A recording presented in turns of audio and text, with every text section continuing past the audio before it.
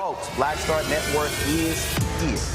Hold no punches! I'm real revolutionary right now. Black power. Support this man, Black Media. He makes sure that our stories are told. Thank you for being the voice of Black America, Roland. Stay black. I love y'all. All momentum we have now, we have to keep this going. The video looks phenomenal. See, this difference between Black Star Network and Black-owned media and something like CNN. You can't be Black-owned media and be scared. It's time to be smart. Bring your eyeballs home. You dig?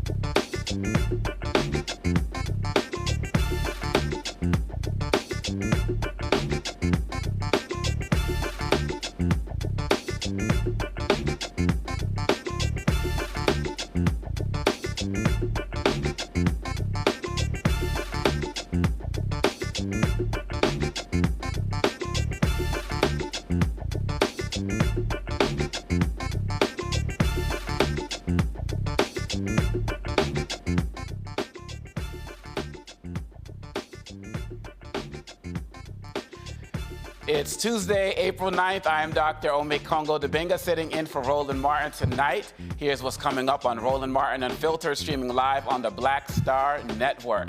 Arizona reinstates a 160-year-old abortion ban. We'll talk to the medical director and owner of a family planning facility in Arizona about how this ruling will affect reproductive care in the state.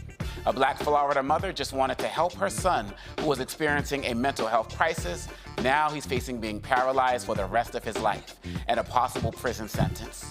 A former Michigan police officer pleads guilty to beating an arrestee.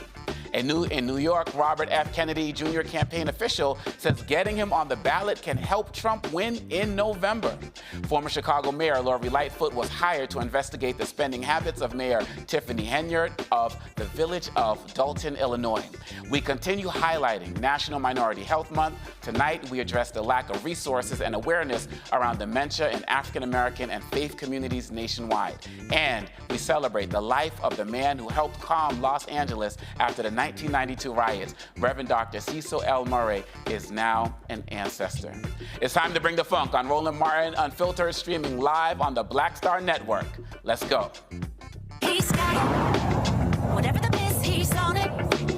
Whatever it is, he's got the scoop, the fact, the find. And when it breaks, he's right on time and it's rolling.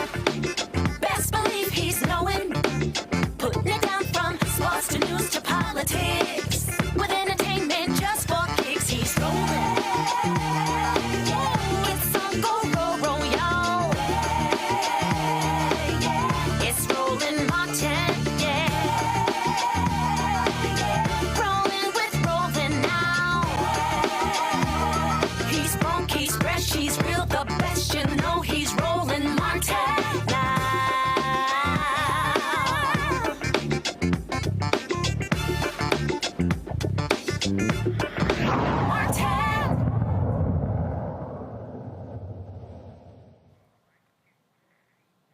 The Arizona Supreme Court ruled a pre-statehood territorial law banning abortions in nearly all cases in the state is enforceable. The court ruled to lift the stay on the territorial law, and the Civil War-era 1864 law will go into effect in 14 days. It bans all abortions except in cases when it is necessary to save a pregnant person's life and carries a possible prison sentence of 2 to 5 years for abortion providers.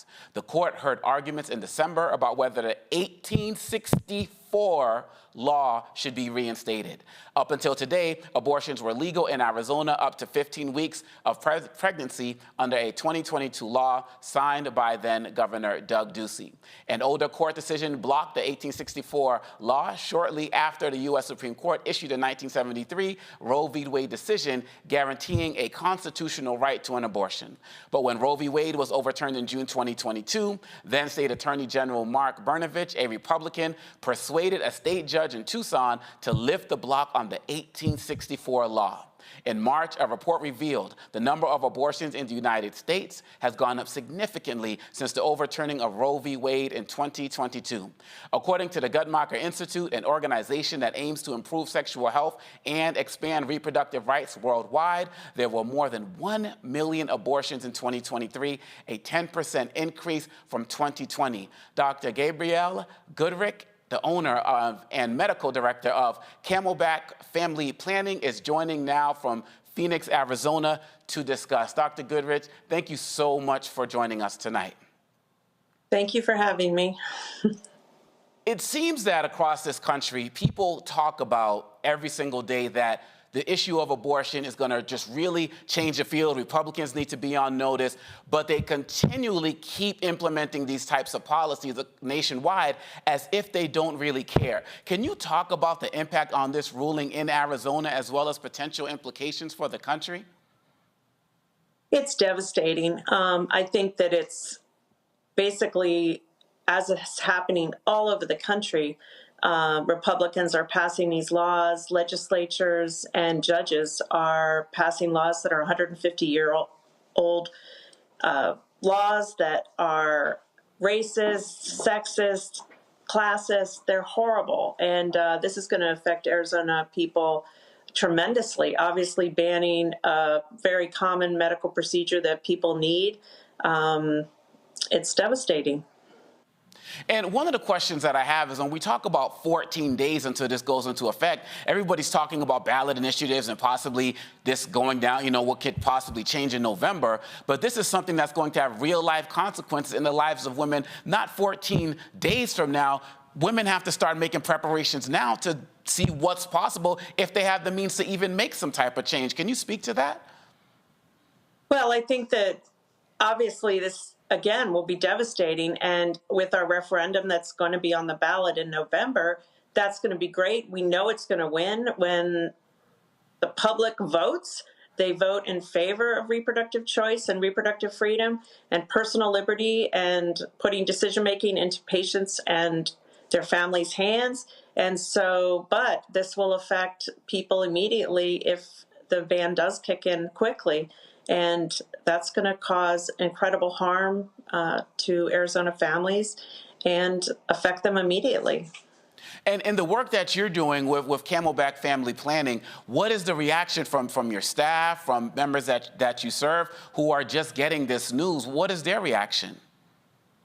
Devastation. I mean, I just had a patient call. Is abortion legal in Arizona? And we're going to be getting more and more calls about that, with people stressing about the appointments that they have, possibly finding out they have an unplanned pregnancy, not sure what to do.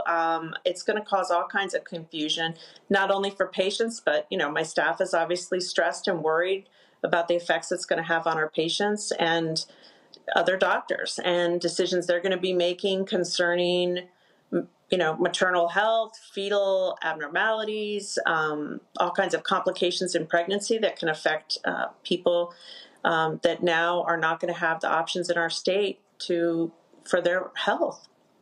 And from what we see, looking into Arizona, is it really just set in stone that in 14 days there's nothing that can happen in any way, shape, or form that's going to stop these policies from going into effect? And so right now, people who are involved in Arizona right now are just basically hunkering down to deal with this ridiculous decision.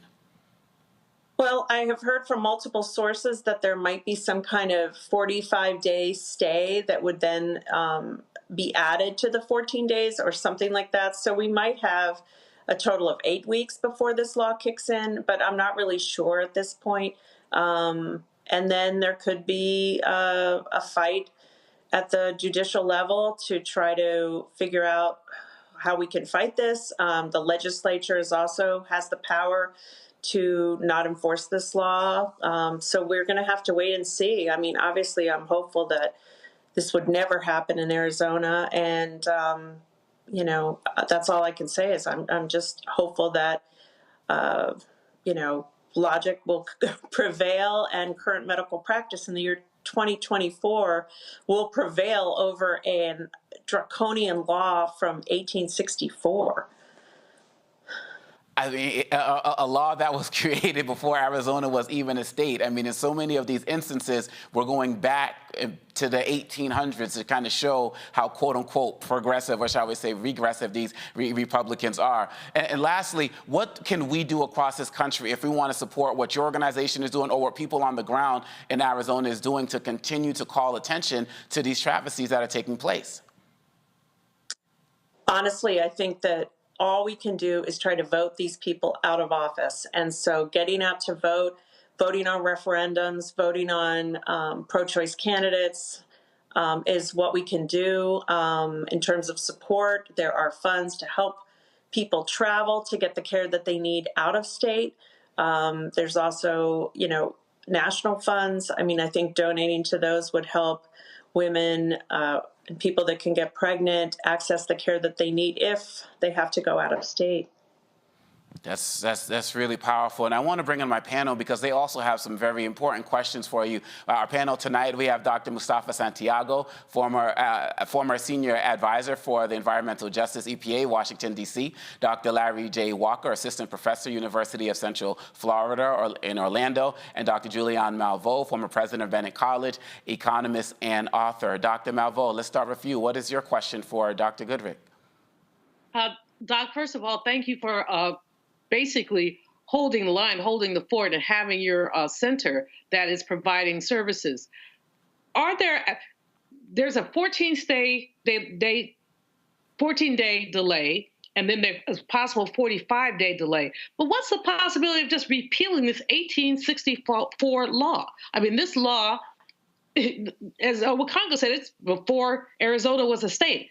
Why has that law not been repealed, and can it be repealed?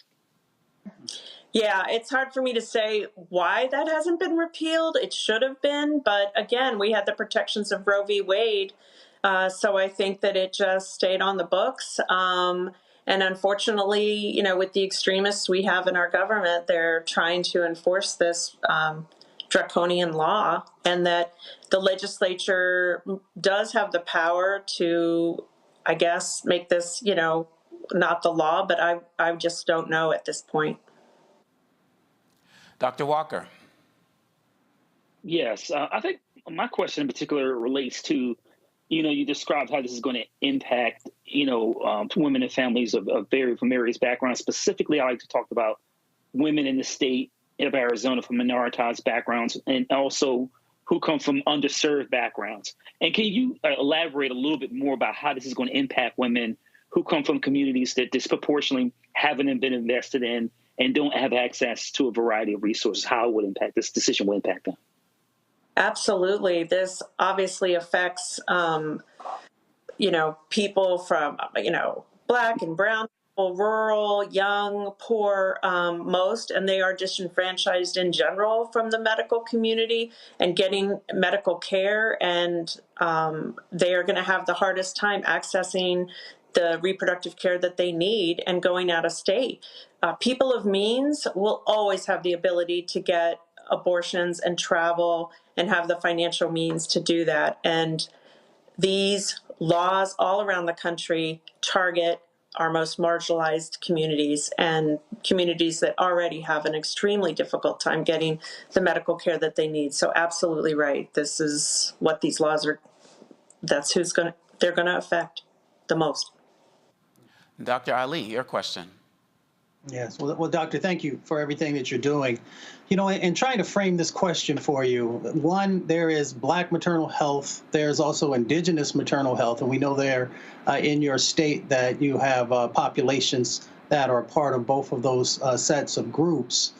But there is also the fact that we have had white men who have been making laws for hundreds of years now, and that they have not particularly cared about either one of those sets of communities.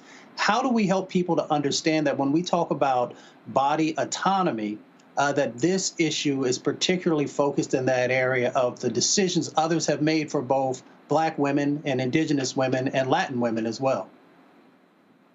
Absolutely. The reproductive justice movement is obviously focusing on these populations being heard, and that their reproductive rights have been trampled on, for hundreds of years, and they are affected the most by these laws. And people must understand that these laws and regulations they affect those people.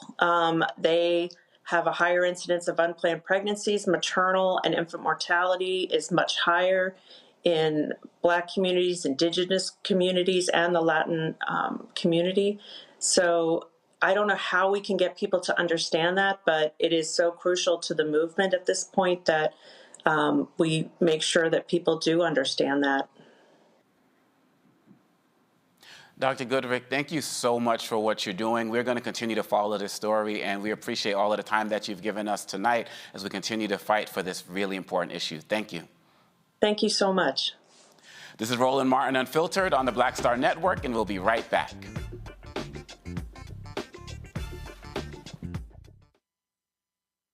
Fanbase is pioneering a new era of social media for the creator economy. This next generation social media app with over 600,000 users is raising $17 million, and now is your chance to invest. For details on how to invest, visit startengine.com/fanbase or scan the QR code. Another way we're giving you the freedom to be you without limits. Terry and I, we couldn't play in the white clubs in Minnesota. It felt like such a, strength through adversity type moment that I think Black people just have to go through. We have to figure it out. Right. We make lemons out of lemonade. But there's a reason we rented a ballroom, did our own show, promoted it, got like 1,500 people to come out. Clubs were sitting empty. They were like, "Where's everybody at?" And I said, "They're down watching the band you wouldn't hire." So it taught us not only that we had the talent of musicians, but we also had to have the talent of entrepreneurship. Mm-hmm. It wasn't like a seat at the table. It's like, no, let's build the table. That's right. We got to build the table. And, that's right. And that was the thing. And of course, after that, we got all kinds of offers. Of course. Right, to come play in the clubs. But we didn't do it. We said, no, we're good. No, we're good. We're good. And that's what put us on a path of national. And of course, when Prince made it, then it was like, okay, we see it can be done.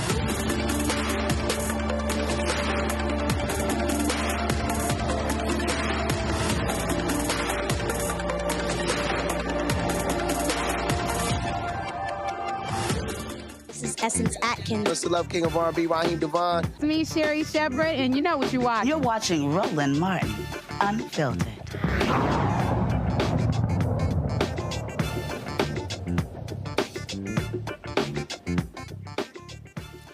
Florida man paralyzed by cop and charged. Family, a Florida mom's plea for help ended up with her son paralyzed after being shot by Miami police. After Donald Armstrong's arraignment, civil rights attorney Ben Crump briefly described what happened on March 7th. Miss Denise called for help for her son, who she feared was having a mental health crisis. She only wanted to get him help. She did not expect for him to get 6 bullets in his torso? Why is it when black people having a mental health crisis and all they need is a helping hand from law enforcement, they get force, excessive force, 6 bullets? You look at the video for yourself and you decide for yourself whether this was justifiable or not. If you wanted to show them what not to do when trying to deal with a mental health crisis, but yet to cover it up, they are now charging him with a crime while he's with a colostomy bag, unable to walk, handcuffed to the hospital bed, right, Reverend Smith, the whole time with guard outside the door. I mean, you paralyzed. What's the flight risk? You shoot me, you paralyze me, then you handcuff me to a bed. I mean, it's insult on top of injury. And that's why we're demanding that these charges be dropped. Now, we have the video an onlooker shot during the incident. What you are about to see is disturbing and triggering. Now is the time to look away or walk out of the room.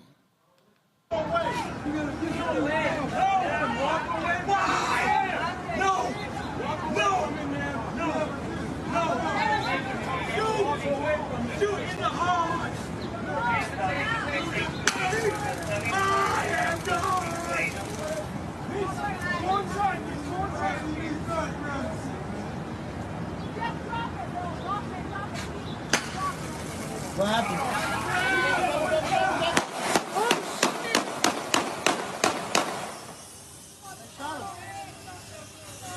They shot him dead.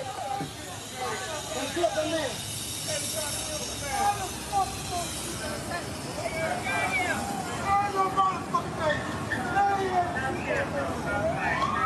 Oh my God. Oh my God. Armstrong was arraigned on aggravated assault on a law enforcement officer and resisting arrest without violence charges. Going back to our panel, Dr. Walker, it's like every day. And it seems as like it doesn't matter whether it's body cam, whether it's onlooker video, in some way, shape, or form, these stories are continually brought to us in America. And it seems like the burden to kind of prove our innocence is continually placed on us. How do you process what you just saw? There is no way to process. This is racial trauma. And what makes it more disturbing for me is I live in the state. And these incidences are all too real. And you know, it's interesting when you have conversations with colleagues and events like this happen, they think that somehow you're disconnected, that this doesn't impact you. But, you know, not only, you know, me, but as a father. And, you know, this is unfortunately part of our, you know, history in America in terms of, you know, when law enforcement, you know, officers, and it's not just about training. It's about we got to have a really honest conversation about racial bias. And when people see, you know, black women and black men, that they automatically think that they're violent intentions. This brother had a mental health crisis. His family called for help, and they nearly killed him. And as you mentioned earlier, he's in a hospital and he's been shackled to a bed and he's paralyzed. And this is how black people in this country are dehumanized. And somehow he's treated as some kind of Superman who has the ability to heal himself and walk out of that hotel room. Out of the hospital. And once again, this is just another example of not just poor training, but part of this deep-seated issue of structural racism in the United States, and particularly as it relates to, you know, the disproportionate rate in which black folks are killed by law enforcement nationally. And this has happened for years. I hear you. And Dr. Ali, you know, we talk so much about people who want to talk about defunding the police, and so many of us who were part of that conversation, it was never about, for many of us, taking all money from the departments. It wasn't about defunding the police. It was about pre-funding the community so that we can have the type of assistance needed when families are having crises like this. It shouldn't lead to us dying, us being put in situations where we're almost paralyzed and maybe will not walk again. Can you talk about how you see this from the perspective of the needs of the community that could help us prevent situations like this from happening, including funding funding needed for proper officer training or other professionals who can help intervene in situations like this? Yes, thank you for that, and thank you for framing it in that direction, because people often think when we were talking about redistribution of funds that we were automatically talking about just getting rid of police, and that wasn't it. It was about making sure that we are directing resources to the solutions that we know actually work, and making sure that communities also have the resources they need to better be able to frame out what law enforcement looks like inside of their respective communities. When we talk about protect and serve, that means that the serve aspect means that you are listening to the individuals who are inside of their communities. So let's also put this into context for folks. Over 100 people are killed by police every month. I did not say got shot by police. 100 people are killed every month by police in our country. So that tells you that we have something that's not working when the lives are being lost. And then when we unpack that, we know disproportionately that it is Black folks and sometimes brown folks and indigenous folks who are the ones who are losing their lives prematurely. We also know that there are solutions that folks have been able to implement that actually work. So in certain cities, they are making sure that there are mental health practitioners who are showing up to these types of incidents, and the police can be there also, but the mental health individuals, those practitioners, are the ones who get to take the lead. They're the ones who help to de-escalate the situation. They're the ones that help folks to understand what the individual may be going through. And so if we're serious about helping individuals, when we say protect and serve, if we're serious about that, then that means that we have to begin to bring into the sets of options, having one of the first ones being having those mental health practitioners making the first sets of actions to be able to help people to bring things down, to de-escalate the situation. But if we're not serious about that, then what we will continue to see are Black bodies piling up in communities across our country. Oh, no doubt, no doubt. And Dr. Malveaux, I know that there's the visceral reaction to what we're seeing, but in your current research, you're talking about the history of lynching in this country. Connect the dots for us in terms of what we're seeing. It's not new. You know, Omokongo, it's not new at all. And when you ask our brother how he processed it, I literally had a visceral, I started shaking when I watched the man being shot so many times. My body started shaking. I said to myself, don't let him come to me first, because I might start crying. Richard Wright, who wrote Black Boy, said in 1930-something, he said, if there is a lynching in Mississippi, I can feel it in Chicago. That's right. What that means is that all of us who are of African descent and who watch that, we've been traumatized. It didn't happen today, but lynching culture says that white people can do whatever they want to Black people, whatever they want, and experience no consequences. And that's what lynching was about. It was about intimidation. It was about fear. If I could just say one thing to Black mothers, fathers, don't call the police on your child if they're having a mental health crisis. Call somebody else. And that's why Mustafa's point is so important.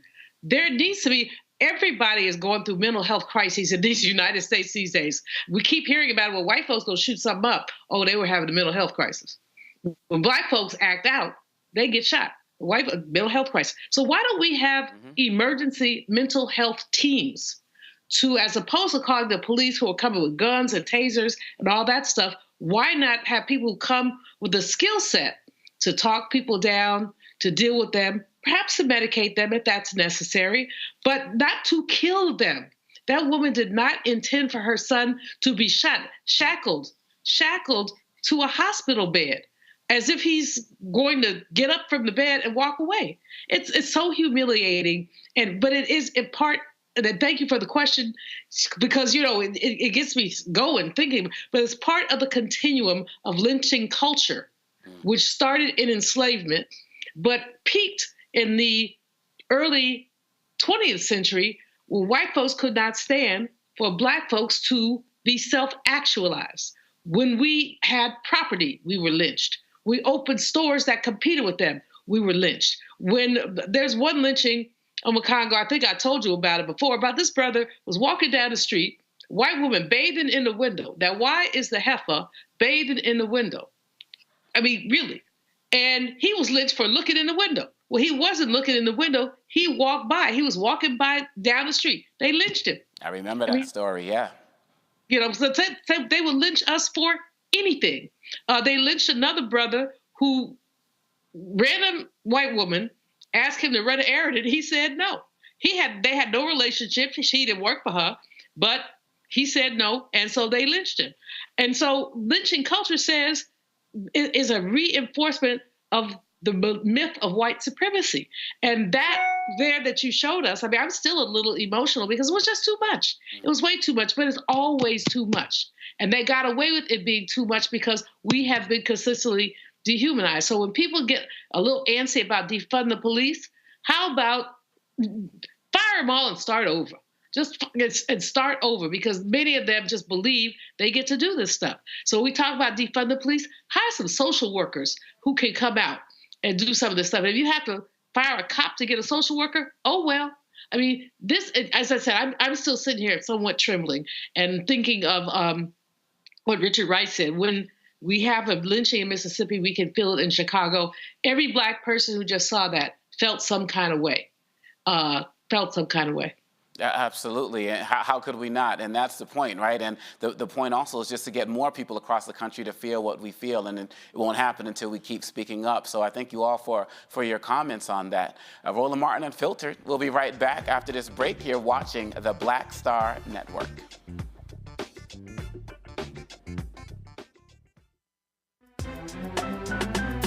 I'm Faraji Muhammad, live from LA.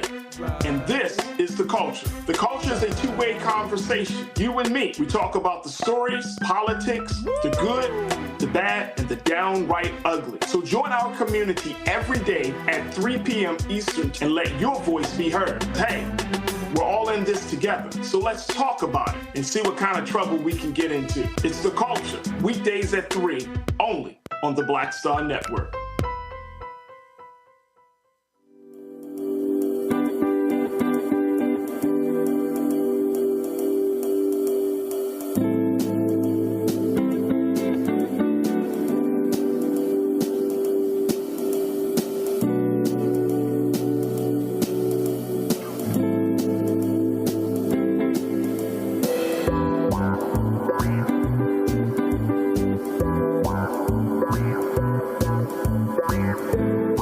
It's John Murray, the executive producer of the new Sherry Shepherd Talk Show. This is your boy, Earthquake. And you're tuned in to Roland Martin Unfiltered.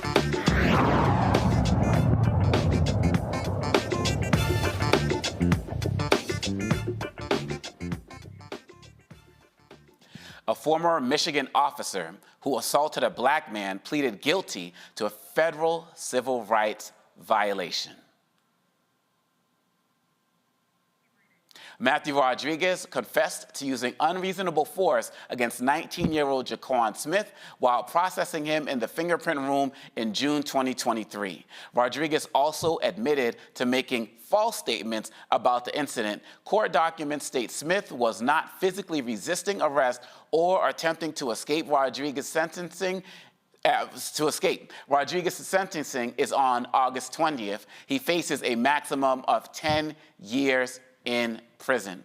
Now, Dr. Ali, I'm still kind of tripping off of our last section on this, because when I see this, we're talking about these stories back to back, and it seems like we get it coming and going. We get it off the streets, we get it in the prisons. It doesn't seem to really matter.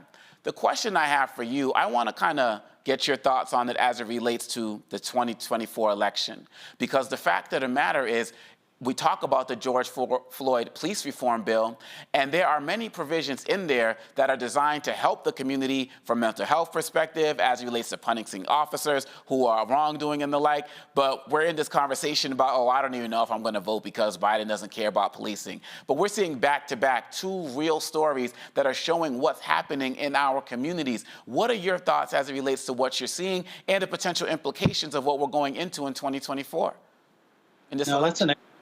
That's an excellent question.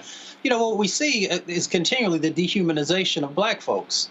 And because they have been able to systemically actually put these sets of actions in place, then we have to figure out how do we rehumanize ourselves in relationship to these systems that are there. So, you know, the voting is incredibly important in being able to make sure that, one, we have the sheriffs that we can often elect. So people will say, well, I don't want to vote for a president. Well, I often say, so what's going on the local level and the county level that you want to see change? We also know whether it's district attorneys or a number of these other judges that are a part of the legal system, that it's all tied to our vote. So if we want to holistically change these dynamics that are going on, one aspect of that, of course, is voting. The other part of it is also in how and where we move our dollars. So we have a lot of power that's in, you know, literally within our hands, within our ballot, if we will, but we have to make the decision that we're actually going to utilize. My grandmother says you have power unless you give it away. So we give away our power in relationship to the sets of choices we make. Now, of course, when that officer did what he did, you know, that is in itself another set of actions that need to take place. But we do have power to be able to make some changes happen, and it's tied to this election and future sets of elections, because it's never about, you know, just one election. Absolutely. And Dr. Malveaux, recently we saw at a rally that Trump had where there were officers who were out there who were endorsing Trump. This is a man who said, you know, he wants to be a dictator again. He basically wants to have his own police and military force.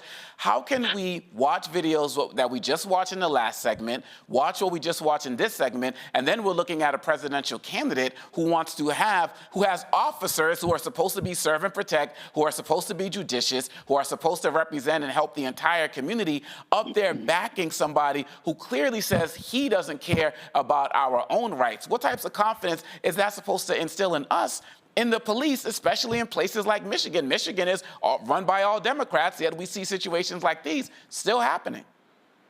You know, Makongo, one of the things, I don't understand how any Black person with good sense can choose to vote for the Orange Man, especially after looking at that video. But not only that video, Biden isn't perfect. We all know that Biden isn't perfect. No political candidate, no president is perfect. We don't get what we want from any of them.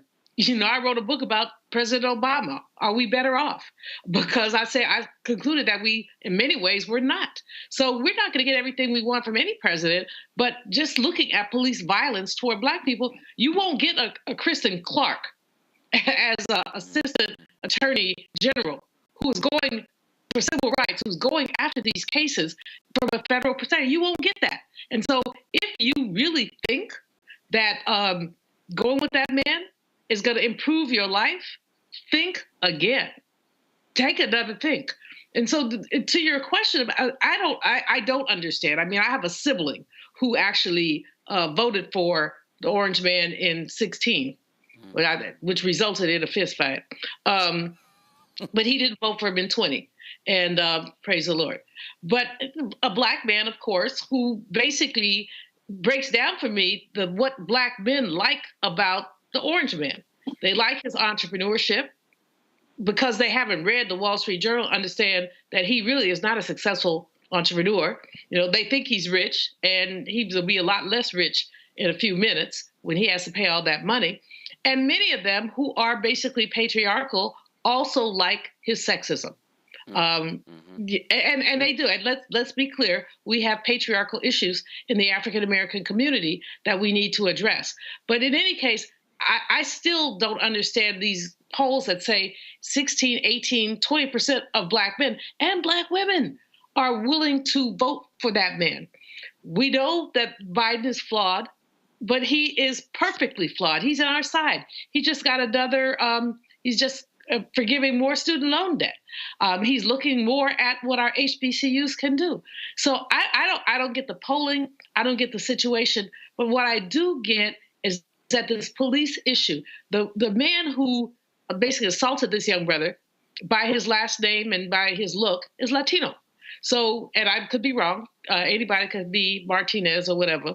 But I'm just saying. And I'm saying it because we have to look from an ethnicity perspective at that Black-brown tension and the way that racism is baked into the cake we call America. So that anybody who takes a slice of that cake, be they black, brown, white, they might behave the way that man did. No provocation. I just got a brother here, so I think I'm just going to whip his butt. And again, that's lynching culture. I hear you. And Dr. Walker, I'm finding myself as I'm reading the story, Mr. Matthew Rodriguez, he confessed to using unreasonable force while processing a brother. He was in the fingerprinting room. We're not talking like on the streets. We're not talking like, you know, in the club, at a game. Like, you already got the brother, right? So it's like, how do you use unreasonable force within a fingerprinting room? And it kind of speaks to what we were talking about earlier. But the question becomes, is it the need for more training, or do they have the training, but they just don't feel like their training applies to us? Yeah, I think I made the point in the last, discussion that this is beyond training. And Dr. Malveaux used the word baked in. And I think when we talk about things baked in, we talk about anti-Blackness. And so, like she made the really astute point about, ethnicity. And so we have to talk about anti-Blackness in communities of other communities from people from minoritized backgrounds and how they adopt, these beliefs, anti-Black beliefs that lead to violence against people who are dealing with the same kind of challenges. And you're right, Doc. I mean, listen, this brother was already being processed. But once again, this is history of violence that we've been talking about the last 2 episodes that is ongoing in the United States for hundreds of years. And then so you have other groups of different minoritized backgrounds who eventually immigrate here in the United States, and then they adopt those same mentality. And so they view Black people as less than, right? So we've been talking a lot about, Black folks being dehumanized. I want to make another important point that Dr. Malveaux made is we need to give a shout out to Kristen Clark, because she has been consistent. We have our issues with Garland, but she's been very consistent in terms of prosecuting individuals who have not been walking the fine line.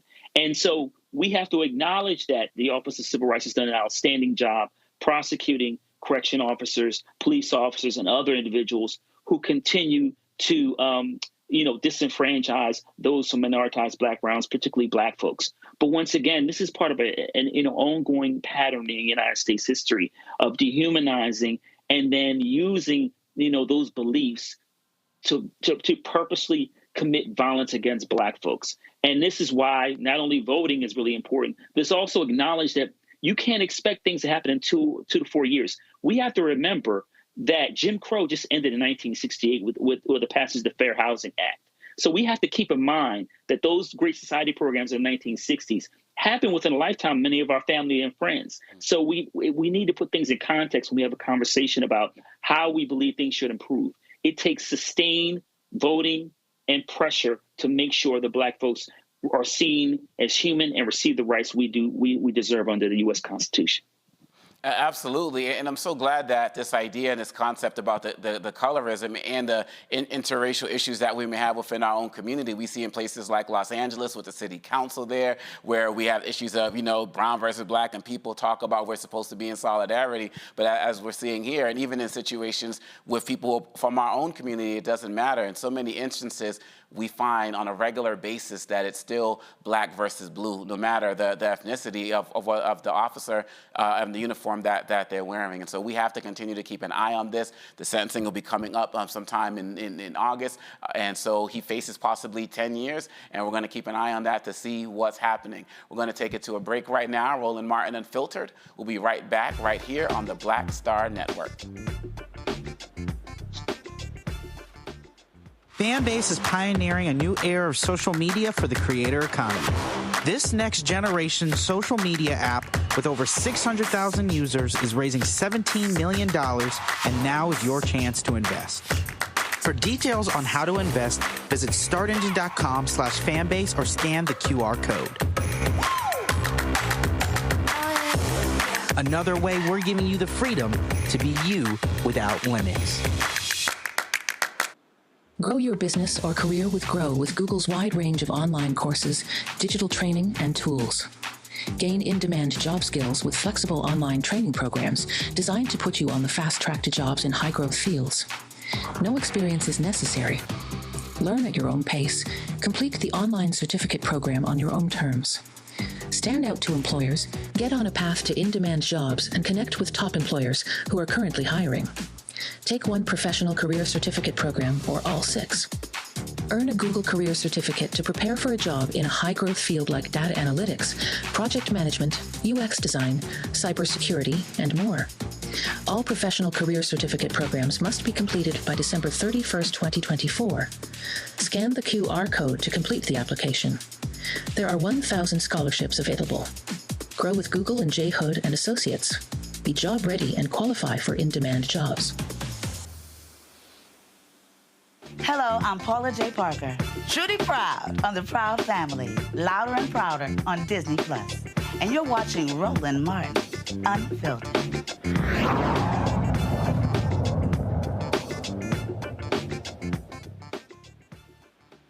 While President Joe Biden may not end up on Ohio's ballot, a New York-based campaign official for Robert F. Kennedy Jr. says the point of a third-party candidate like Kennedy is to help Donald Trump defeat Joe Biden. Listen to what Rita Palmer, who has identified herself as the Kennedy campaign state director in New York, had to say. So right now, the way that I see it, and things I guess will change over time because you do have to only pick one candidate at the end of the day, but the Kennedy voter and the Trump voter, the enemy, our mutual enemy is Biden. Whether you support Bobby or Trump, we all oppose Biden. 270 wins the election. If you don't get to 270, if nobody gets to 270, then Congress picks the president. Right now, we have a majority of Republicans in Congress. So who are they going to pick? Who are they going to pick? If it's a Republican Congress, they'll pick Trump. So we're rid of Biden either way. People kept continually telling me, wow, that's a really good idea. That's a really good idea. So, I'm kind of mulling it around. What should I do with this? What should I do with this? And then I got a call from the campaign. And, they were going to hire me as their New York State director. And I said, okay, I want to take the job, but I'm going to tell you right now that this is part of my messaging. And if I'm allowed to preach that, if I'm allowed to, get that message out there, then yeah, I will definitely work for the campaign, but I don't want to be restricted in what I say because I think this is a really winning strategy. And my boss said, well, okay. In a statement to CNN, Kennedy campaign spokesperson Stephanie Spear downplayed Palmer's role and said her comments do not reflect the campaign's strategy. Dr. Malvo, it seems like every week with this campaign, there's a new statement that comes out. They're backtracking on things that their own people said, and it just seems like every single day they're not ready for prime time, but they can still be very dangerous. Well, they are very dangerous, and they're not ready for prime time. They're hilarious, frankly, with some of the things that come out of their mouth. But our Junior was hilarious when he had a CNN interview with, I believe, was Caitlin Collins, one of them. And, he's very unfocused. He doesn't know why he's in the race. He doesn't have positions, but he's anti-vax. I think he hurts both Biden and Trump. But I think that the damage may be more to Biden than to Trump. But I'm not sure because you know what? He sounds like Trump. He actually really sounds like Trump. And so the Republicans who do not like Trump's extremism, idiocy, gaffes, 91 indictments, they might choose Kennedy as a more reasonable alternative, which then, of course, would help Biden. It's early on. It's very early on in terms of how many states has he qualified for? Does he have operations in every state? Are we going to need to get the Kennedy family out of the stump to say, that boy a fool? He was a fool when he was born.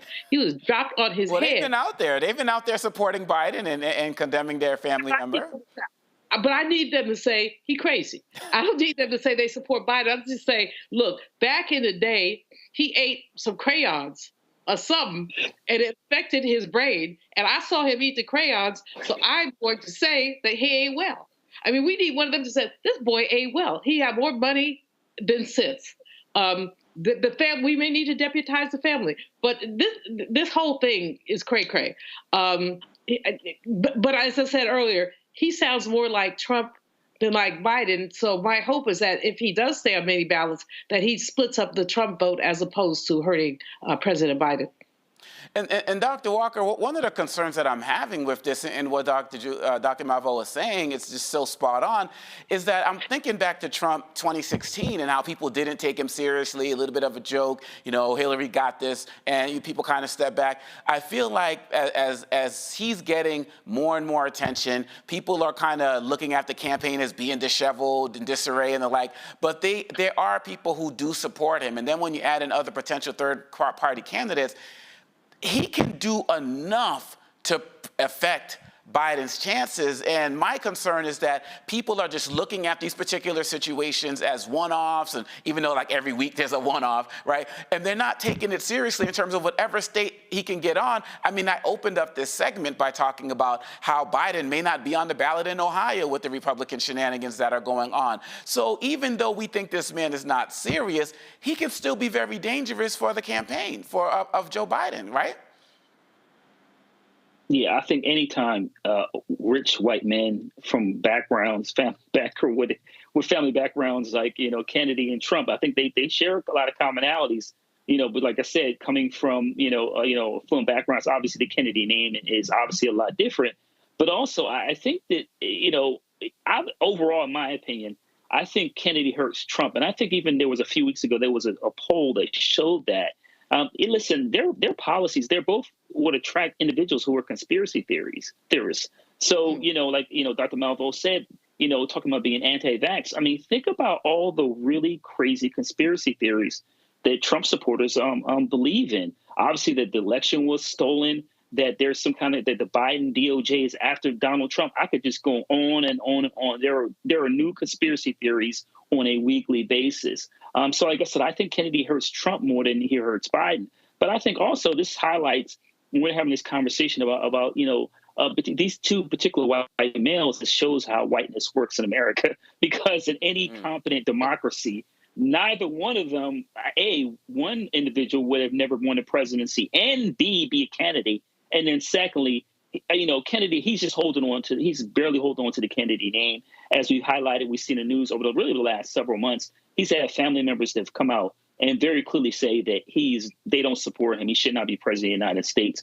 But as Dr. Malveaux said, you sometimes we need to go a little further and just say he's crazy because he has been an anti-vaxxer for years. And you would think, considering how many lives we lost during the COVID-19 pandemic and continue to lose, that he would change his position, but he hasn't. So now that he's not just an anti-vaxxer, he's really, anti-health care and really anti, in terms of, mortality, lower mortality rates. So he's dangerous for a number of those reasons. And once again, he's basically just surfing on his last name. No, absolutely. And Dr. Ali, one of the parts that the woman said, Palmer said, that was kind of scary was that part of basically, hey, if we break this stuff down, it gets kicked back to Congress, they select Trump. So it's almost as if they have a game plan, Dr. Ali, and it seems like, again, this is a situation where we have Republicans or people who might be supporting, an RFK, Jr., playing chess while many of us are playing checkers, because at the end of the day, she made it clear it's not about getting enough votes to send him to the office. It's about being able to cause just enough dissension that Trump will end up being the president one way or the other if it gets sent to Congress to have to decide for the United States. Yeah, and Dr. Malveaux and Dr. Walker, they broke it down and they explained all these critical elements that are so important. So we often on this network talk about helping people to understand the game. This is a game. There is a strategy that is in place to find avenues and ways for Trump to become president again. So if you're not being honest about that, then you're missing the bigger point of what these conversations and these educational lessons are all about. This election is about percentages, and the small percentages in a number of states that will determine who will be the next president. So in understanding that, then you unpack the fact of who is actually helping to fund the respective set of candidates that are out there right now. And when you take a look at this individual, you will find that there are a number of Republicans, both big money donors and others, who are supporting his candidacy, not because they believe that he can win, but because they are playing the margins. They understand that if they can get a few thousand votes here and a few thousand votes there, then they can make sure that Biden doesn't have what he needs. Now, with all that being said, I never tell anybody who to vote for, but I do tell folks to take a look at a particular candidate and ask yourself, are they planning on doing anything? Have you heard anything of substance? And does their track record show that they care about Black people and Black communities? And if you actually take the time to do a little bit of research, it's pretty clear about the individuals who don't have any significant sets of actions in helping our communities and honoring our communities and trying to uplift our communities, and the others who do. Now, even though the others who do still have their flaws, you being an intelligent, thinking individual should make sure that you are voting for someone who is actually going to help us move the needle in our communities as we are also doing the work ourselves. And that's what the team is all about.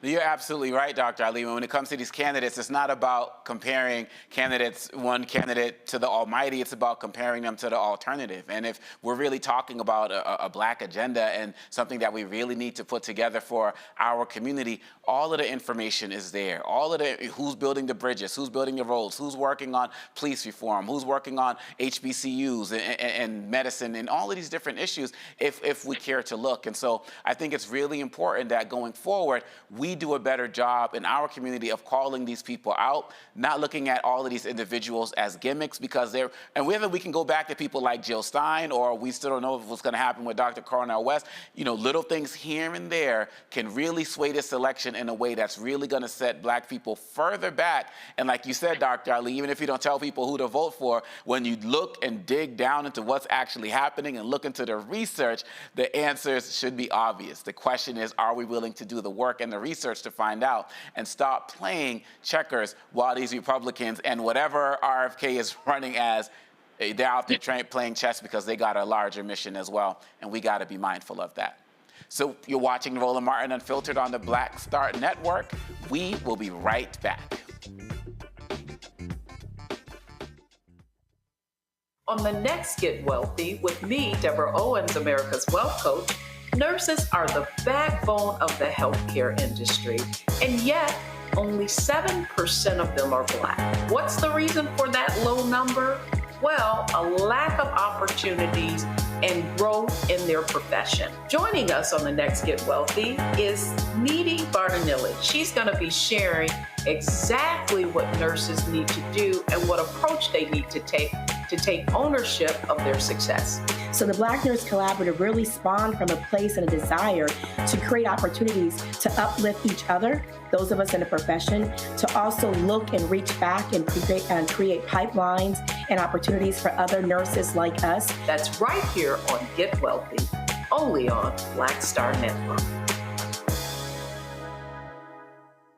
Fanbase is pioneering a new era of social media for the creator economy. This next generation social media app with over 600,000 users is raising $17 million, and now is your chance to invest. For details on how to invest, visit startengine.com/fanbase or scan the QR code. Another way we're giving you the freedom to be you without limits.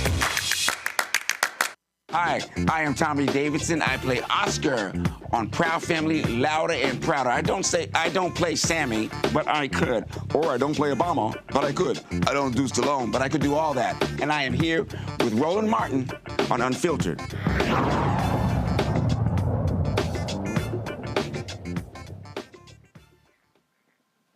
In Illinois, a former mayor will investigate the allegations of misused public funds of a sitting mayor. Dolton trustees hired former Chicago Mayor Lori Lightfoot as a special investigator to investigate the allegations against Dolton Mayor Tiffany Henyard. Lightfoot will lead an independent investigation into corruption claims, reckless spending, and retaliation. Someone who's made good governance the cornerstone of my public service career, I recognize maintaining the trust of those you serve and making decisions in their best interest is absolutely essential. The residents of Dolton deserve nothing less than a government that is fully accountable, responsive, transparent, and effective stewards of your precious tax dollars. Of a charity that from the Attorney General's office is. Henyard became the first woman mayor in Dolton's 103-year history in 2021. Roland interviewed Henyard in February about the numerous allegations leveled against her. Reached out to you. I want to say.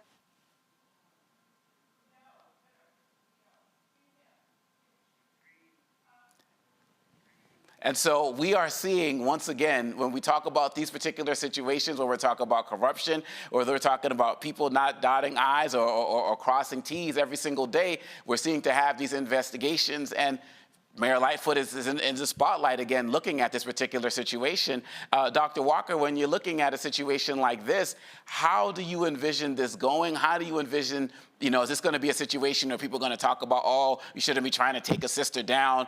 We should be, looking out for each other. Is that what Chicago politics is about? How do you see this playing out? So I would say first, I'm not sure if Lightfoot is the best person to come in and consider she was one term and all the issues she had during her tenure as mayor. There's that. Secondly, listen, we get these conversations in the Black community about, how or who can hold individuals accountable. And so I was coincidentally, when Roland had Mayor Henyard on, I was on that night and had a chance to ask her a few questions. And Roland took a lot of time to really unpack a lot of the allegations. Some of her responses were interesting, and I would say not complete. So maybe, former Mayor Lightfoot will get to the bottom of some of these challenges, some of these issues, accusations. But and some of them, like I said, are troubling in terms of mismanagement, bullying, et cetera. And like I said, Roland had her on, and she offered a bit of a counter to some of those allegations. But, once again, this is, regardless of your Black, white, et cetera, you have to be transparent. You have to be a strong leader that people have faith in. You highlighted her being the first Black woman ever elected, to this office. In fact, she held 2 offices that she said when she was on Roland several weeks ago. But once again, public trust and the well-being of your fellow man is something that, you take an oath as a public servant. And so I'll be interested to see what happens when this final report comes out. But like I said, choosing Mayor Lightfoot is a choice, I guess. And Dr. Ali, when you look at this, especially when we talk about the election and across the country, when people there seems to always be a stronger eye that's put on Black politicians. And to be quite honest, even when we take it outside of politics, people want to relate anything that a Black person may do that's wrong, and in many instances even right, to some type of DEI conversation. I can even hear those types of rumblings coming out as it relates to this is what happens when you have Black mayors. I mean, what do you think about the overall spectacle of this investigation as we look at this particular issue, not only in this particular context as it relates to Dolton, but in a larger context of how Black politicians are viewed in general? Yeah, well, I always tell people don't play with me because I can give you a laundry list of white politicians over the years, mayors, county commissioners, and others who have not utilized the public's trust or resources in a positive way. So we got to always be prepared to make sure that we tell the fullness of the story. Now, with that being said, you have a responsibility to actually use public funds in the ways that the citizens that you are representing are asking for.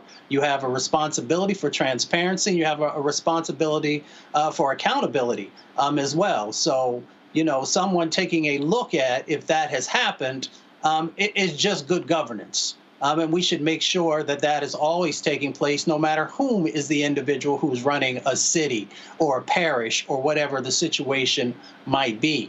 But we also have to call out the fact that there is always a brighter spotlight. When I worked on Capitol Hill, I saw white congressmen who got themselves into trouble. And then unfortunately, I saw one of our own who did. And I saw that the media just kept circling like buzzards around the person who represented our folks So we've got to also be very mindful that there is still this disparity in how stories are covered and whom the spotlight is placed on.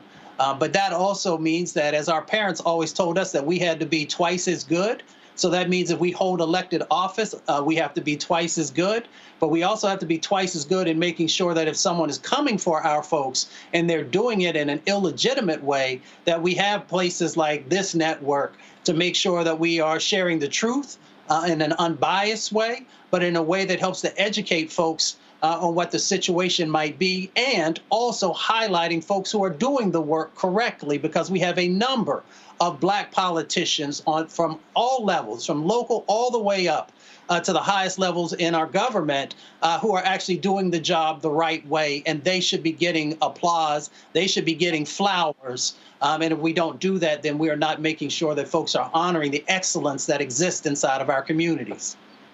No, I hear you. And Dr. Malveaux, what type of advice do you have for how do you feel Mayor Henyard should handle this? Do you feel like getting out in front of it, doing the media interviews is the best way to go? Is it about being low-key and let the investigation play itself out? We see so many times throughout history that sometimes when people are under investigation, and I'm not saying this is the case with her, but if they know that they are doing something that's shady and nefarious, they try to come out with a little bit more bluster, try to get in front of the cameras more, and try to just think that they can kind of talk these particular situations down. Given the history of situations like that, do you think it's better for her to kind of stay low-key, cooperate with everything, or get out in front and just own it in front of everybody and let the pieces fall where they may? You know, Congo, from what I'm reading, I don't know that this is stuff she really wants to own. There's a sexual assault thing in there. From what I'm reading, and of course, I really don't know.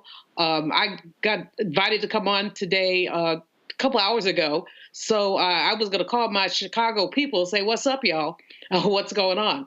I do think that the appointment of Mayor Lightfoot is fascinating. You know, as Dr. Walker says, fascinating because it basically almost removes at some level the notion that this is racist. So you've got a Black woman investigating a Black woman.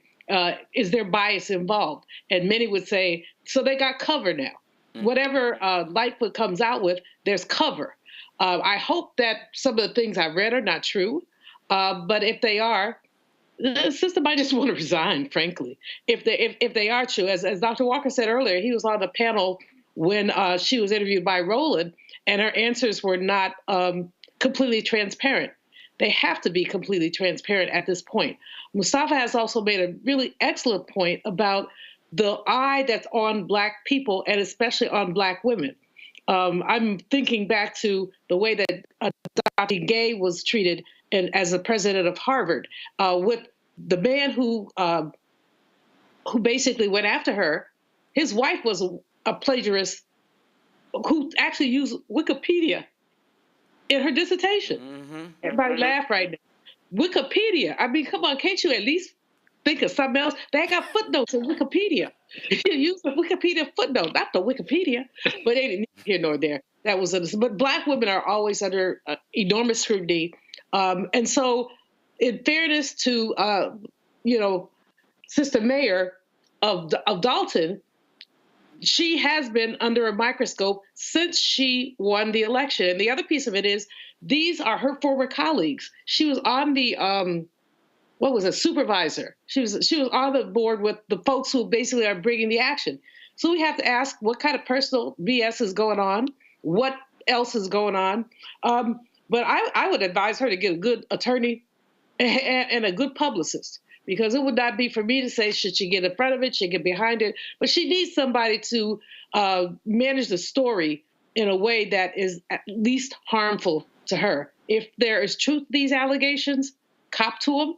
But if there's not, defend yourself, defend yourself, defend yourself, but understand that the context in which this is happening is a highly racialized context. We've seen it, with Black women. I mentioned Dr. Gay. I could mention the little baby girl, Angel Reese, who a sick white man described as what do you call it? A dirty debutante. Yeah, and if you Google that, guess what comes up? Pornography. See, I had never heard of a whatever debutante before. So I said, I know I'm old. I know I'm behind the times. Let me Google this and see what they mean. And the first thing that comes up is somebody's naked behind. So basically, but Black women, we get slammed.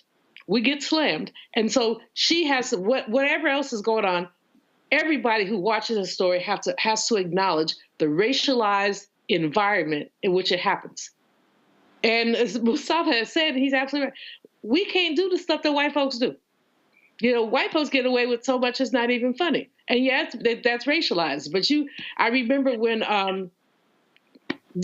Brother Diggs had to resign from Congress, and it was over something like using his congressional credit card to basically buy some furniture. And he said he was going to pay it back. And he probably was. But somebody it was less than $30,000, if I remember. This is a long time ago. But it was less than $30,000. Meanwhile, you see these other folks doing all kind of foolishness, getting away with it, and no one blows a whistle on them. So understand the environment. And this is an unfortunate story. And I think it's going to be unfortunate for both mayors in terms of Lightfoot's not going to relish, quote, taking a sister down, if that's what she's going to do. She's not going to relish that. I mean, I think she's a fair person. Didn't love her as a mayor, but I think she's a fair person, and she's probably one of the best to investigate. But this becomes a Black-on-Black thing, and our people are going to take sides. True indeed, and I think that's one of the beautiful things about the Black Star Network is that, we have the ability to have people come on and have this conversation.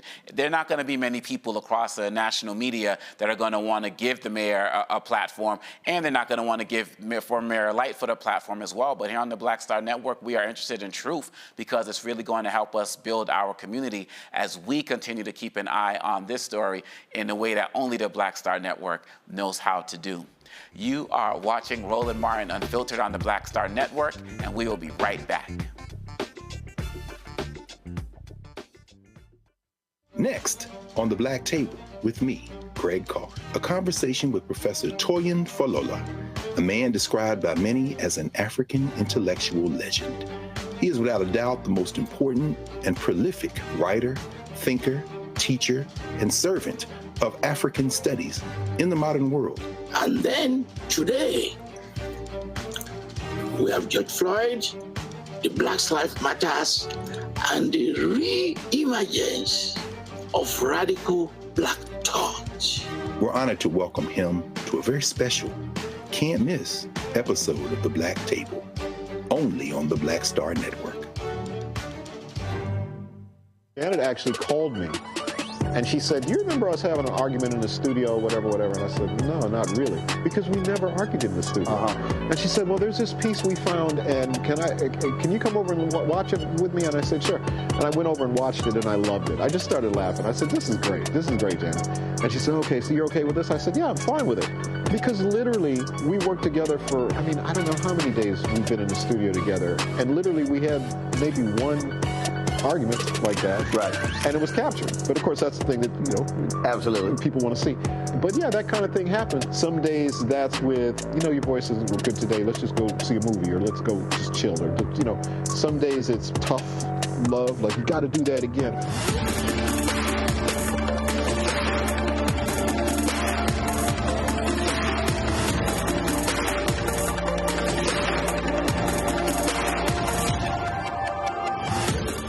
I'm Jo Marie Payton, voice of Sugar Mama on Disney's Louder and Prouder Disney Plus, and I'm with Roland Martin on Unfiltered.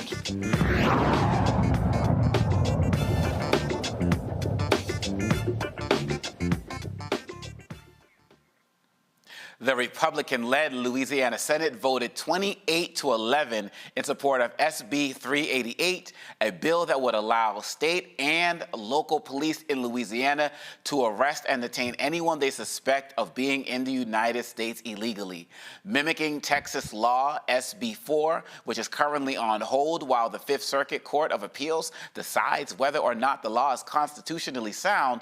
SB 388 heads to the Louisiana House of Representatives for further discussion and debate. Republican Senator Valerie Hodges from Denham Springs, who authored SB 388, says the bill was a move to make Louisiana tougher on illegal immigration and the issues surrounding the southern border.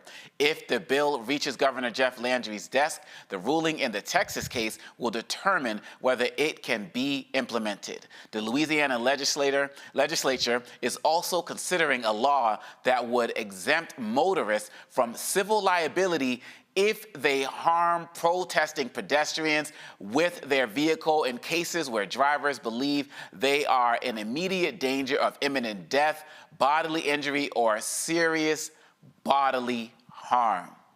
Dr. Ali, bro. So in our first segment tonight, when we were talking about Arizona and with abortion, we were going back. I was talking about how people keep saying that women are going to rise up and this is going to, we're going to cover everything and just win everything in 2024. And Republicans should be on notice, but they keep putting out different policies and keep putting out different laws, right? So when we take it back to this story, we see what's going on in Texas. We see how it's being challenged, but yet we still see that they have their blueprint that they're sending across the country to see what states are going to try to implement it regardless of the backlash. So we're talking about, one, the immigration part of it, but then also this idea of people can basically run over everybody because they basically, quote unquote, feared for their life. But this is a boilerplate thing that's going on across the country, and Louisiana is just the latest example. They're not stopping. No, of course they're not stopping. You know, it's not a blueprint. It's a black print and a brown print, and we're going to keep it real, because they understand that if they can continue to marginalize our communities, if they can get people so focused on the chaos, because when you deal with chaos, most people don't do anything. They freeze. They don't know what to do. So they understand the game that is going on. They will try it in Texas first or Louisiana first or a couple of the other states, and if they can get traction, then they'll continue to spread it out. It's like cancer. Is exactly what's going on, is that we have these cancerous sets of actions that are happening that then spread. And if you don't cut cancer out, or if you don't get the proper type of treatment, then it will spread and it will spread and spread until the host no longer has anything left. So we should be very clear about these dynamics that are going on. They understand that when they own the state legislatures, in many instances when they have the governor, when they have the courts, that they can try and bring forward these archaic sets of laws and actions that are very reminiscent. If you take a look at many of these sets of actions, and if you know anything about history and you remember the slave patrols, look at how they are actually dealing with migrants right now. They're not saying that you are innocent until proven, that what they're saying is that you are guilty until being proved innocent. So we have to really understand these dynamics that are going on. And then we have many of our own family who will say, well, that ain't got nothing to do with me. But if you actually look at the totality of the sets of actions, it literally is a comprehensive strategy about extracting power, extracting wealth, extracting opportunity, and actually extracting your constitutional rights in many instances, literally just pulling it away from you. So I hope that we will understand the game that's being played.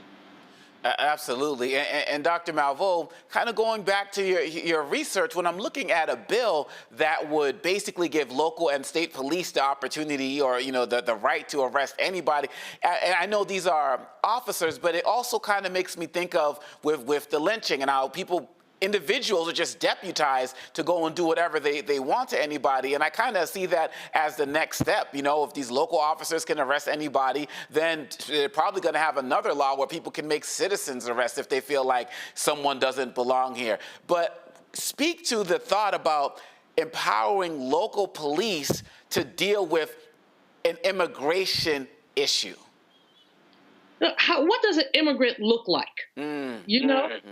I look like an immigrant. I got stopped in Miami one time for something that I didn't do, and they said they thought I'd look Mexican. Well, I'm a light-skinned black person. I could look anything. And I was actually held at the airport for about an hour until they found my picture in the paper because I was speaking the next day. They said, that ain't her. But that was funny. But what does an immigrant look like? What does an illegal immigrant look like? People have stuff that's stamped on their head that's an illegal immigrant. So that gives local officers enormous discretion to mess with anybody. Because in Louisiana, Arizona, those places are on the kind of on the border. So they're thinking it's basically Latino, Latinx folks. But the fact is that anybody, you could be Canadian, you could be a white guy who came illegally from Canada. Are you going to stop him too? So the amount of discretion is extremely troubling because it basically yields, as Mustafa has said, yields people's rights. It just says you can mess with somebody. It is in a part of the continuum of lynching culture. You can stop anybody. And when I think about it in the context of enslavement, let's remember the movie 12 Years a Slave. If you look like you could be a slave, you could be stopped and reincarcerated because you look like you could be a slave. And, there's so many stories in Black women's history about women who were free, somehow being sexually compromised and then sold into enslavement because of course, they were stupid. They married white men, or they thought they married white men. And those white men were basically enslavers and took them. And they disappeared from their families. I mean, there's stories that have been documented of that. So this is too much discretion. And there's no way that you can look at somebody and say, that's an undocumented person. That's an illegal person. You can't look at someone and say that. So the Louisiana local, this is, for want of a better word, bass backwards. I didn't curse. It's bass backwards to allow this to happen. I hope the higher courts will say this is an illegal law. But again, let's look at the context in which we live. And the context in which we live is one of predatory capitalism, where there's enormous competition and where there is enormous racial animus. And in that context, the higher courts, if they go to the right one, this law will be struck down. But if we go to a court that has been with many Trump appointees on it, let's just call it, this law will be upheld. And if it's upheld in Louisiana, it will be upheld in other states. And we will talk about, again, the encroachment of rights. And what we're seeing day by day by day is the encroachment of rights. I mean, it really is quite frightening. It's traumatizing. I'm trying to figure out how to get up out of here. I mean, literally, I started looking into property in Ghana because I don't know that I can take this. And I don't know that many of us can. I'm not giving up. I'm not yielding, my citizenship. But I'm just looking at it. It just makes me feel better to go online and say, I could buy a house in Ghana. It just makes me feel better because this encroachment of rights is serious. No doubt. And Dr. Walker, you're seeing this in real time because in Florida, you've been seeing issues relating to, migrant issues down there. But if I'm correct, DeSantis also attempted to pass a law down there where motorists can run over people who are at protests and the like. And so speak about, you're living a lot of these issues in real time as it relates to what's happening in Florida. But the law that, where people can basically get off for running over people with their cars. I mean, how far is this thing going to go? It's going to go far, and you're right. A bill was passed a few years ago, and then, after there was some issues, and I think in Cuba, I think it was after that you saw people on the highways, and no one said anything. So, wow. I think we need to highlight a couple things here in terms of what's happening in Louisiana and other states, Texas, et cetera. Essentially, this is a stop and frisk for anyone who doesn't look white. That's first. Secondly, the law relating to using a car essentially as an instrument of destruction is basically, a stand your ground with your car law. Mm-hmm. So I think in context, it's important on this show that we keep it real with people who are watching this, right? So you got stop and frisk. And then you got to stand your ground with using your car as a vehicle to mow down people who you would think of a threat.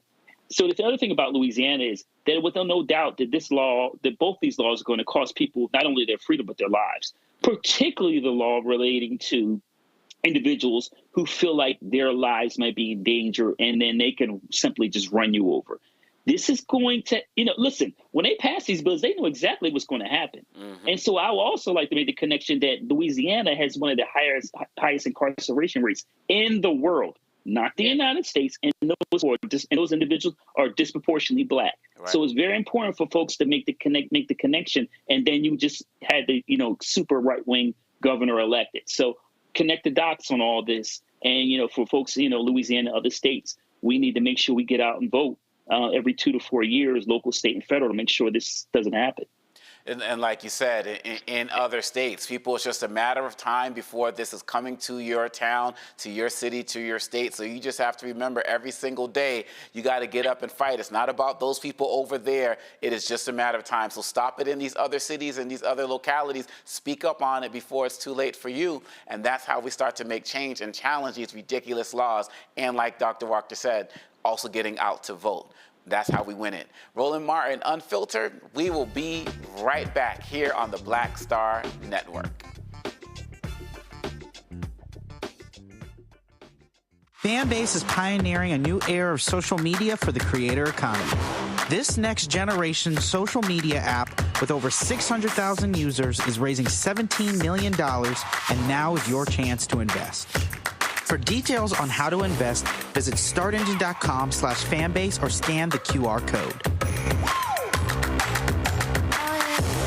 Another way we're giving you the freedom to be you without limits.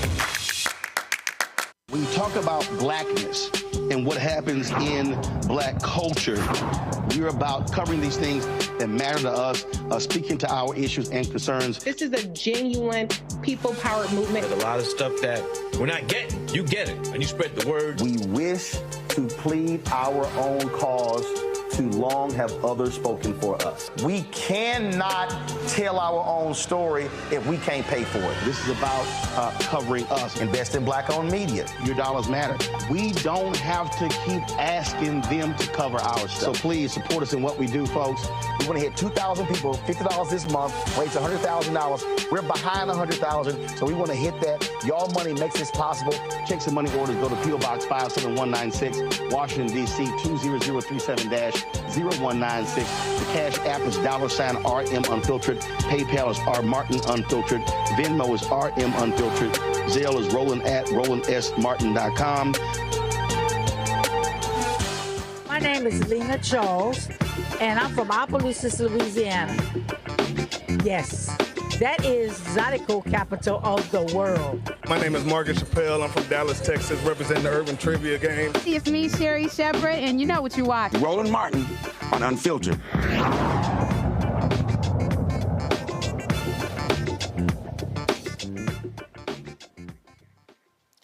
April is National Minority Health Month.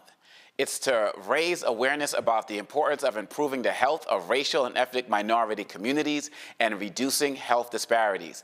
Tonight, we're going to discuss the lack of resources and awareness around dementia in African American communities. Dr. Fayron Epps, the founder of Alter Dementia, joins us from Atlanta. Fayron, how are you doing this evening? I am doing good. Thank you for having me. Oh, absolutely. Now, we understand that you do this work every day, so you're the expert. But for those of us who are not really familiar with dementia, I want to start off by asking you, what is a dementia-friendly faith community?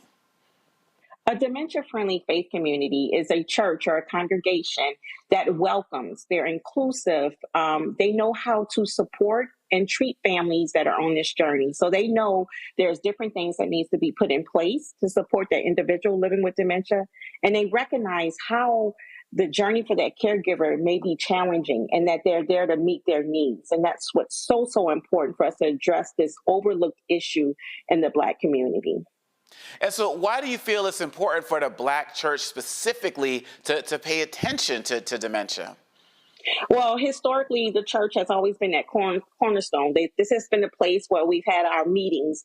It's where movements have taken place. And this is a public health crisis. So why not go to the church and let them know that, hey, we need to step up. We need to see how we can support our parishioners and the communities that we are serving, because it is really there. It is there. Even though people may not say that they're on this journey, they are on this journey. We need to learn how to support them. We need to be on this movement together to be able to support them. It takes a village. Not one person can be on this journey alone.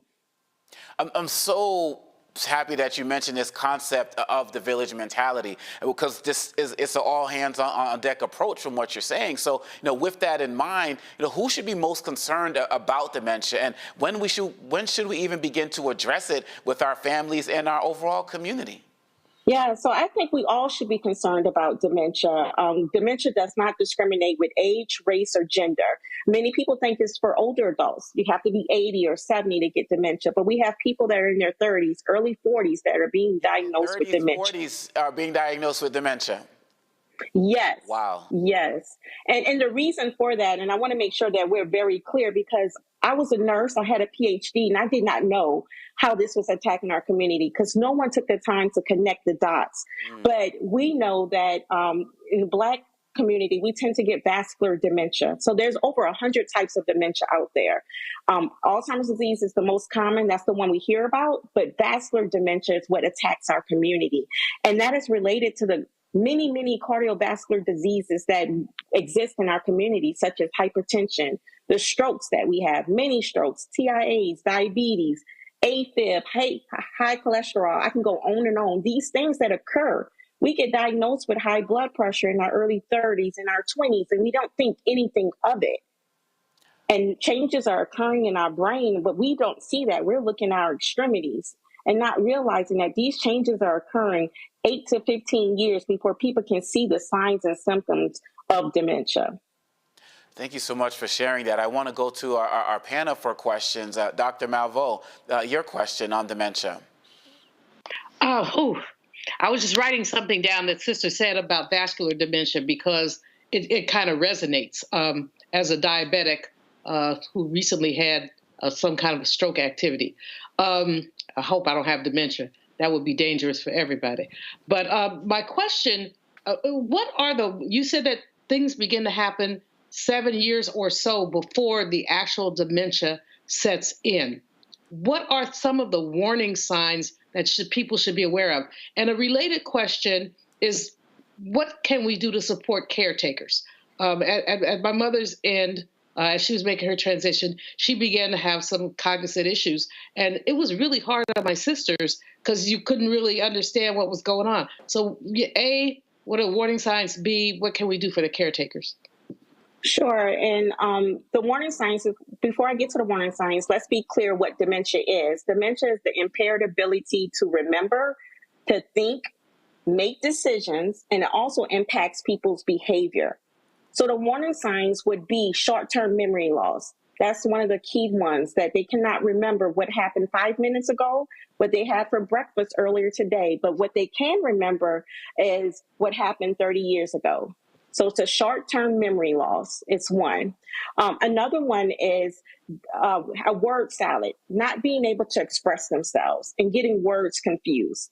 So if they say, go put this in the microwave, that's what they meant to say, but they may say, go put this in a remote control. So mixing up your words. And I see a lot of that. We've seen that with our pastors. There are pastors that are now experiencing dementia, and you can tell in their sermons. So these are things that you can pick up on. Other thing is making poor decisions. So not paying bills, stuffing the bills underneath the tablecloth on the table. When you go home to visit, I tell all families, lift up the placemat, lift up the tablecloth. You will see bills underneath there. Also, you'll see a change in the writing pattern. So pay attention if somebody is a diabetic or high blood pressure. They take a log. Pay attention. You will start seeing they have a change in their writing pattern. These are early warning signs. Dents on the car. Scratched up rims. Wow. These are things because your vision is impaired. That's part of dementia where you lose your peripheral vision. And so then they're making these turns, and to them, they say nothing's there. but something is there. So those are a few of the warning signs that you can pay attention to. Thank you for that. Dr. Ali, your question for Dr. Epps. Well, Dr. Epps, thank you for dropping so much science on us. And so many really don't know what's going on in this space. You know, we've been talking about a number of cases in our communities of law enforcement, police interactions, when we have folks who are not able to make the best decisions because of brain impairments, when we have folks who can't remember certain things, and if a law enforcement officer asks you questions, where'd you just come from? Who was you visiting? So forth and so on. There seems that there could also be some dangers for folks who are dealing with forms of dementia and engagement with law enforcement. So I'd love to get your response to that, and if there are things that we can do to help to better protect and prepare our community around education or other types of things. I'd love to hear what that might be. Yeah, what you said is so true. And this is what we tend to see. There's a particular type of dementia called frontal temporal dementia. And they have two types. They have the expressive type where they have problems with their finding the words, but they have the behavior variant where they'll start doing things that are unethical, immoral. And this is when the police will get involved. And we've seen that a lot. And if the police is not educated, if they're not educated, then they end up arresting the person. And if the family is not educated to tell the first responders that this is what's going on. And so it's a lot of education and awareness needs to happen within the family, the community, within the health system. Many times we assume that someone has a health certificate or a licensed health professional, that we should know everything about dementia, and that's not the case. And so it is continued education and awareness. In the Black family, we tend to, what stays on in the house, we keep it in the house. And we can't do that, because when we do that, we're actually putting ourselves at harm. We're putting our loved one in danger. So we need to tell the neighbors what's going on so they will understand when this person starts screaming or runs out the house, or if they touch you inappropriately. So we have a lot of people with their frontal temporal dementia. They would go up to women and touch them in inappropriate places. And what's the first thing we'll do? Right? We'll call, we'll get upset, but not trying to really understand what's going on here. And so my answer to that is a lot of education. And some states are actually working with first responders to make sure that they are aware and know how to respond. We're just in the beginning. I think we have a long road to go with making sure that everybody's on the same page. Thank you very much. Dr. Walker, your question. Yeah, Dr. Epps, thank you for you taking time in your busy schedule to really unpack this important topic. And the thing I want to talk about is, I want to just talk about specifically Black practitioners, because, we know, physicians and various other disciplines, there's a lack of Black practitioners. Can you talk about the importance of having a same race practitioner to evaluate individuals to determine whether they have dementia that are Black, and the impact that could have on their long-term health? So important. And so that's one of the things that I preach. There's a lot of stuff out here, and but it's so important to have that racial concordance with your healthcare professional or your provider, because there's a level of understanding that's there already. You don't have to explain what neighborhood I'm coming from, or what I may have to experience, or what I may have to do to get here. And so it's that level of understanding. And as part of that, I developed a course called Caregiving While Black, but I brought in Black health practitioners and other Black health professionals to say, I need y'all to come in, and we need to teach our Black caregivers, because we teach a little bit different, and we need to speak to them like they're our family, because they are. And to make sure they know how to interact with the healthcare system so they can get better outcomes. They can get the outcomes that they need and deserve. So I totally agree with you that it's very important that we have racial concordance. And if that's not the case, we need to have providers that fully understand the communities and the families that they are serving, understand their culture, where they're coming from. And so they can fully understand and make that plan of care that matches and aligns. And that's how, when we go back home, we would adhere to the discharge instructions, because it makes sense now. But if you don't understand where I'm coming from, then it's hard. You don't know what to prescribe me. Wow, Dr. Epps, you gave us a lot, and I really hope that the audience is really taking it in, because this is not something that we think about on a daily basis, especially in our community, unless we're directly affected by it. And just that information about how to look for signs, it was just mind-blowing, because it's just basic things every single day that many of us don't pay attention to. Where can people go if they want to learn more about this and learn more about what your organization is doing as well? Where can they go? Yes, so you can visit alterdementia.com, and that's ALTER dementia.com. And that's when you can learn more about the work that we're doing in the Black community with faith communities as well. We have a summit that's coming up April the 25th through the 27th to talk about the role of the Black church. And it's for everyone with ministry in their heart, caregivers, even persons living with dementia, to come to Atlanta at the House of Hope Atlanta to understand, what can I do? What can I do to bring back to my family, my work environment, my church? What can we do? Because again, it takes a village, and we have to address this issue together. Dr. Fayron Epps, thank you so much, and we look forward to hearing more about the incredible work that you're doing. Thank you. Thank you. And we'll be right back. You're watching Roland Martin Unfiltered on the Black Star Network.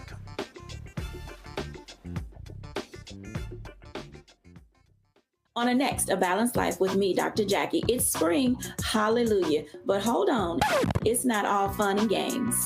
With the sun and the warmth comes the need to clean, the clutter, mentally, physically, emotionally, socially. All of those things need to happen.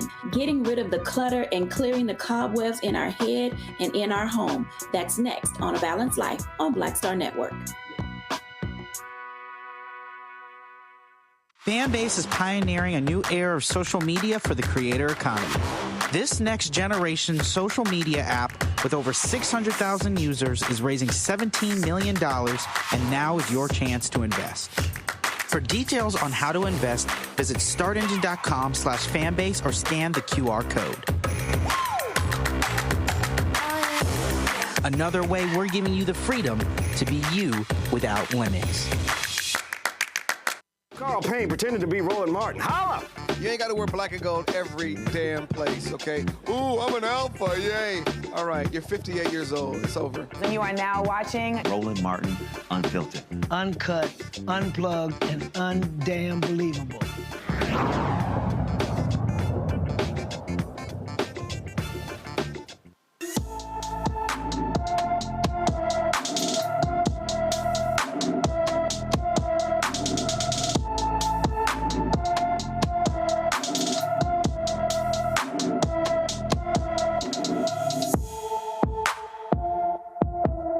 Green has been missing from her Providence, Rhode Island home since February 2nd, 2024. The 17-year-old is 5 feet 7 inches tall, weighs 250 pounds, with brown hair and brown eyes. Anyone with information about Shakira Green is urged to call the Providence, Rhode Island Police Department at 401-272-3121.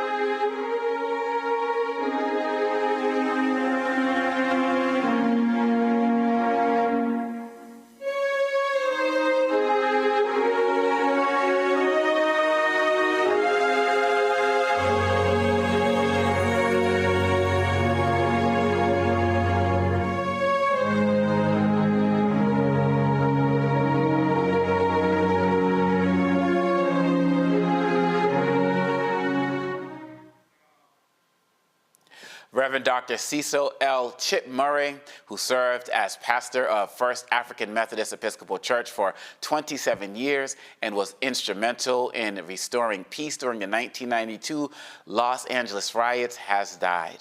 The 94-year-old died Friday of natural causes at his home in the View Park neighborhood of Los Angeles. Murray served as pastor of Los Angeles' oldest black church from 1977 to 2004. He helped grow his congregation from 250 to more than 18 18,000 members. In 1992, Murray gained national attention for helping to calm tensions during the 1992 riots after the acquittal of 4 police officers videotaped beating motorist Rodney King. He played a vital role in rebuilding South Los Angeles after the uprising ended. Reverend Dr. Cecil L. Chip Murray is now an ancestor. Dr. Malveaux, it seems that every single day, the people in our community, the elders, the people we revere are becoming ancestors. What are your thoughts as we reflect on the life of Reverend Murray? Well, I knew Reverend Murray, not well at all, but attended his church on many occasions. The View Park area in LA is one of the last bastions of sort of Black middle classness in LA. And he was an amazing brother. We'll miss him. He did step down from his church in 2004, but he remained active. And so many LA politicians, especially Mayor Bass, but many others, really sat at his feet because he was so very wise. And he was not conciliatory in the usual sense of the word, but he wanted people to get along. He talked a lot about, especially after the uprising in 1992, and please let's not call it a riot, it was an uprising. But he became very influential because he spoke out, calmed down a lot of people who were very angry, justifiably angry, but you can't burn your own community. I guess this is one of the places I always tell people I'm old, but I'm 70. And that means that every day, I'm losing somebody. I did a eulogy for a friend on Friday, Dr. Ramona Edlin, who made her transition. And so, it's like every day there's something, but as you get older, that's just going to happen. What I think is challenging is the extent to which we don't appreciate that which we've lost. And I think often we just really don't. Chip Murray hadn't been out there like he used to be. And so I think there's a generation of folks who just don't know who he was.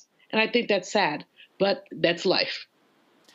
Dr. Walker, as both, folks who work with students, I'm constantly concerned about the institutional knowledge that we're losing as we continue to raise this next generation of leaders. And, and those who are not going to know about Reverend Dr. Murray and what he did. What are your thoughts as it relates to his legacy and how we continue to push his legacy forward into the next generation? Yeah, I think you hit on a really important point. We're talking about Reverend Dr. Murray in terms of making sure individuals remember that there were people that came before them to lay the foundation. He talked about his work after the uprising and rebuilding LA, but making the connection, that the intergenerational connections. And so that's so important. And I think not only in terms of we're taking time out on the show right now to talk about his legacy, but also in terms of making sure we have some, some documents to recognize his greatness. And I'm quite sure there'll be a number of these. I'm assuming in some of the institutions in the local LA, in the city itself. But scholarships is in his name, endowed scholarships, in fact, in his name, to ensure his legacy lives on years from now, and monuments, et cetera. But you highlight once again a really important point to make sure we know that this generation understands that there are individuals who laid a foundation, made a commitment to the Black community, stood with the Black community for change, and then they did that throughout their lifespan. And then now they're with the ancestors. But I certainly send my condolences to his family and friends and all those who attend his church in LA. And once again, another pioneer, Black pioneer we've lost, unfortunately. No, you're absolutely right, and I'm heading out to LA to be at Malik Books to be out there tomorrow, and so I'm interested in seeing just how people are paying, tribute to him. Dr. Ali, as we're going forward, we've talked often, even in our last segment, about the church. What do you think he represents for us as it relates to the role the Black church should be playing going forward, given his monumental role, not just with the LA uprising, but in our community for such a long period of time? What's his message for the church going forward? To create a safe space, a welcoming space, a space that is focused on how we help our people move from surviving to thriving. When we think about our good Reverend Dr. Murray, he was able to do many of those things. So folks often think about Los Angeles and they think about palm trees and a place where everything just kind of moves at a pace that is welcoming. And that's not the case for many Black people in relationship to Los Angeles, but he was able to create that safe space. Our churches, our mosques, maybe for folks who go to a synagogue, they have a responsibility for not only being that safe space, but also being a catalyst for positive change, being a place where those who have been unseen and unheard can now find refuge. So we should take lessons from our elders like Dr. Reverend Murray and others who have been able to do that and then replicate it, because we have so many folks who are pulled away from our religious institutions because they don't see themselves reflected in those spaces. So as this next generation comes around, because all of us are part of the circle of life, we will all transition one day. But as we transition, there are opportunities for the next generation to take the best of us and to build upon that. And I think that is a part of the lesson that Reverend Dr. Murray left behind, along with a number of our other elders who have now transitioned. I think you make a really powerful point there. And as I'm watching the video, as you all are talking, the part that just moved me the most was the videos where he was talking to the young people, the children, passing on the energy, passing on the information. People talk so much about the disconnect in our communities between the elders and those who are young. And Dr. Reverend Murray was somebody who reached back to the young people and really wanted to make sure that they understood their power and their presence. And so he is somebody who was definitely going to be missed, and we wish Reverend Dr. Murray and his entire family peace during this entire process. You are now an ancestor, and we are always going to continue to uplift you because you uplifted us. That does it for us tonight. I want to thank the panel, Dr. Mustafa Santiago Ali, Dr. Larry J. Walker, and Dr. Julianne Malveaux for helping me hold it down while Roland is away. Roland will be back tomorrow, live from Augusta, Georgia. I want to appreciate everybody for watching us tonight. See you next time. Holla. Folks, Black Star Network is here. Hold no punches. I'm real revolutionary right now. Support this man, Black Media. He makes sure that our stories are told. Thank you for being the voice of Black America, Roland. Stay Black. I love y'all. All momentum we have now, we have to keep this going. The video looks phenomenal. See, this difference between Black Star Network and Black-owned media and something like CNN. You can't be Black-owned media and be scared. It's time to be smart. Bring your eyeballs home. You dig? Pull up a chair. Take your seat. The Black Tape with me, Dr. Greg Carr, here on the Black Star Network. Every week, we'll take a deeper dive into the world we're living in. Join the conversation only on the Black Star Network. Hi, I'm Dr. Jackie Hood Martin, and I have a question for you. Ever feel as if your life is teetering and the weight and pressure of the world is consistently on your shoulders? Well, let me tell you, living a balanced life isn't easy. Join me each Tuesday on Black Star Network for A Balanced Life with Dr. Jackie. We're all impacted by the culture, whether we know it or not. From politics to music and entertainment, it's a huge part of our lives, and we're going to talk about it every day right here on The Culture with me, Faraji Muhammad, only on the Black Star Network. I'm Deborah Owens, America's Wealth Coach, and my new show, Get Wealthy, focuses on the things that your financial advisor and bank isn't telling you, but you absolutely need to know. So watch Get Wealthy on the Black Star Network.